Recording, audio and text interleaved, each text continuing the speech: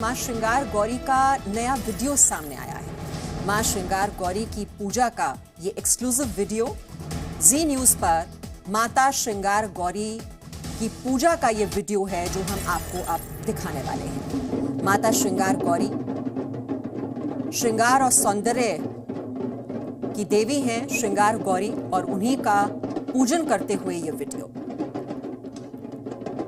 तो ज्ञानवापी मस्जिद की जो चार दीवारी है उसी के पास एक चबूतरा है जिस पर ये आकृति उभरी हुई है माता श्रृंगार गौरी की, और उसी की पूजा का ये वीडियो।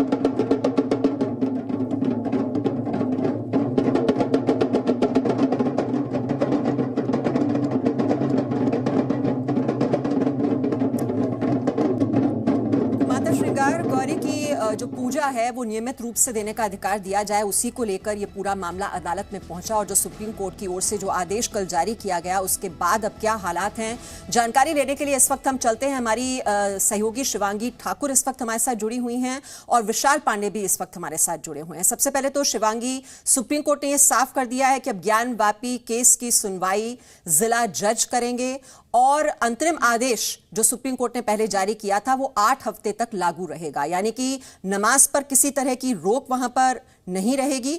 वुजू की वहां पर व्यवस्था करने के भी आदेश जारी किए गए थे, और तब तक जो शिवलिंग का जो वो एरिया है जहां पर वो शिवलिंग पाए जाने का दावा किया जा रहा है उसको भी सुरक्षित रखा जाएगा। इस आदेश को कैसे लिया जा रहा है वहां पर? देखिए मीमांसा, आपको बता दें कि सुप्रीम कोर्ट में जो कल सुनवाई हुई उसमें कई बातें कही गई, और खासकर जिला अदालत को तो ये पूरा मामला ट्रांसफर किया ही गया। इसके अलावा मीडिया में जो खबरें लीक हुई हैं उसको लेकर भी बातचीत हुई। लेकिन इस वक्त सीधे जी मीडिया पर हमारे साथ सोहन लाल जी हैं, उनसे हम बात करेंगे। सोहन लाल जी, कल सुप्रीम कोर्ट ने जो कुछ भी आदेश दिया है, जो भी सुनवाई हुई है उसके बाद जो बातें कही हैं, आप लोग इसको कैसे देखते हैं? हम माननीय सुप्रीम कोर्ट के दिए गए आदेशों के स्वागत करते हैं।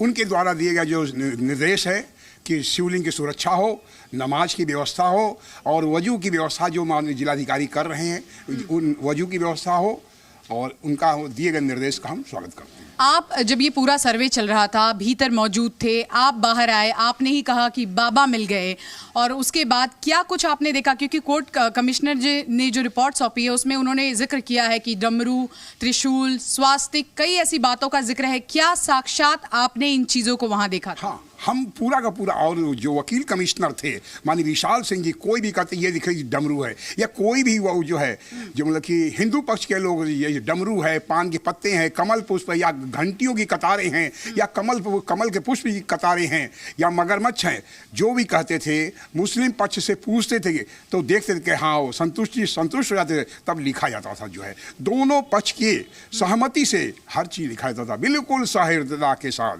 बिना कोई झिझक के, पूर्ण सहमति के साथ। उस रिपोर्ट में ये भी लिखा गया है कि जब वुजू खाने का जो इलाका था, जब पानी वहां से निकाला गया और ये कहा गया कि शिवलिंग मिलने का दावा हिंदू पक्ष जब कर रहा था, तो मुस्लिम पक्ष ने ये कहा कि फव्वारा है, और जो वहां पर सर्वे के अधिकारी थे उन्होंने कहा अगर फव्वारा है तो चला के दिखाइए। मुस्लिम पक्ष असमर्थ रहा। हाँ, उस समय हम उपस्थित थे। पानी जैसे ही निकला शिवलिंग प्रकट हो गए। तो उसमें से एक एजाज नाम के व्यक्ति थे, कह यह फवारा। हम कहा ठीक है, अगर फवारा तो चला के दिखाइए। कह रही तो 50 बहुत खराब है। हम कब से करा? क्या 50 साल से। हम कहा देखिए यहाँ पानी का कोई सिस्टम है आने का? कह नहीं। हम कहा ड्रेनेज का कोई सिस्टम है? कह नहीं। हम कहा फुहारे कोई सिस्टम है? कह नहीं।